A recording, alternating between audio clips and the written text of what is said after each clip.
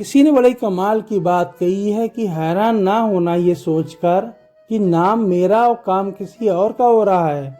सदियों से तेल और बाती साथ जलते आए हैं और लोग कहते हैं दिया जल रहा है। नमस्कार दोस्तों, मैं हूं दिनेश कुमार। आप देख रहे हैं मेरा यूट्यूब चैनल सुविचार बाय दिनेश।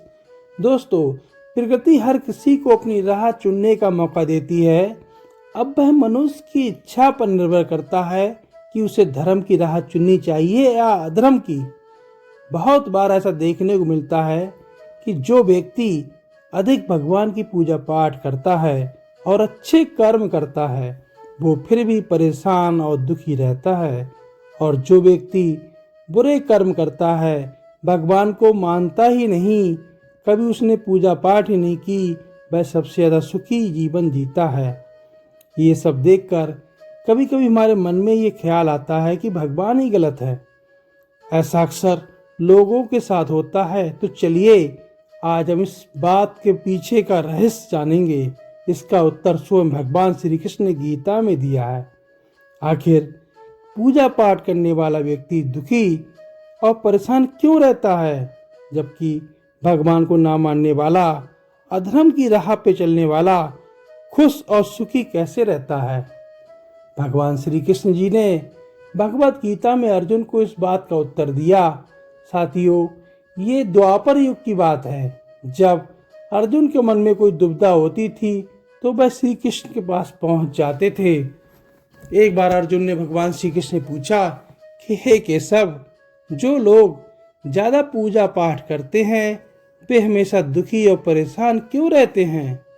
इसके पीछे का क्या कारण है, जबकि वे लोग भगवान का नाम भी नहीं लेते और हमेशा गलत कार्यों में लिप्त रहते हैं? वे सुखी क्यों दिखाई देते हैं?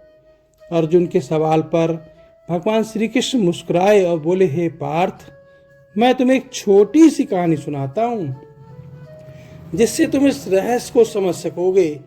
भगवान श्री कृष्ण ने एक कहानी के माध्यम से अर्जुन को उसका उत्तर दिया। श्री कृष्ण ने कहा कि एक नगर में दो पुरुष रहा करते थे। एक पुरुष व्यापारी था जिसके जीवन में धर्म की बहुत महत्वता थी। वह पूजा पाठ करने में यकीन रखता था, हर रोज मंदिर जाता था, दान धर्म करता था और हर समय भगवान की पूजा करता रहता था।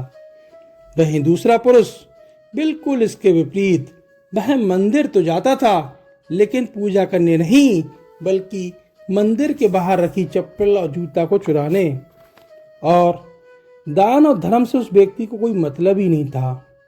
समय बीतता गया। एक दिन बहुत जोर की बारिश हो रही थी। इस वजह से मंदिर के पुजारी के अलावा मंदिर में और कोई नहीं था। ये बात जब दूसरे पुरुष को पता चली तो उसने सोचा यही सही मौका है मंदिर का धन चुराने के लिए। उसने पंडित जी से नजर छुपाई और मंदिर का सारा धन लूट लिया। उसी वक्त वह धर्म और कर्म में विश्वास रखने वाला व्यक्ति भी मंदिर आ पहुंचा। दुर्भाग्य से मंदिर के पुजारी ने उसे ही चोर समझ लिया और पुजारी जी चिल्लाए और वहां पे लोग एकत्र हो गए और उन्होंने उस व्यक्ति को बहुत मारा। बचते बचाते वह मंदिर से भागा और रोड पर आकर एक गाड़ी से टकरा गया और वह घायल हो गया।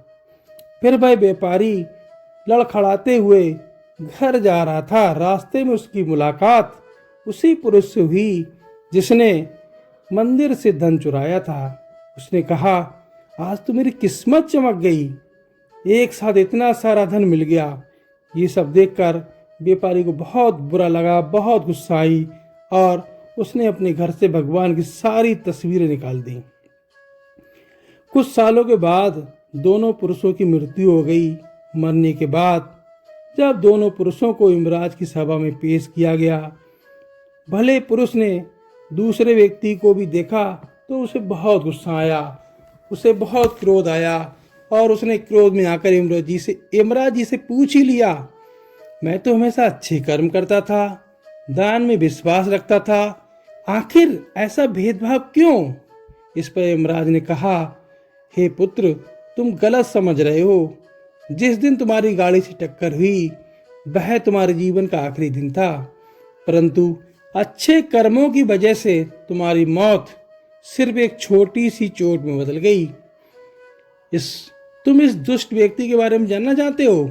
तो सुनो, दरअसल इसके भाग में राजयोग था, मगर इसके कुकर्मों और अधर्मों की वजह से वह मात्र एक छोटी सी धन की पोटली में बदल गया।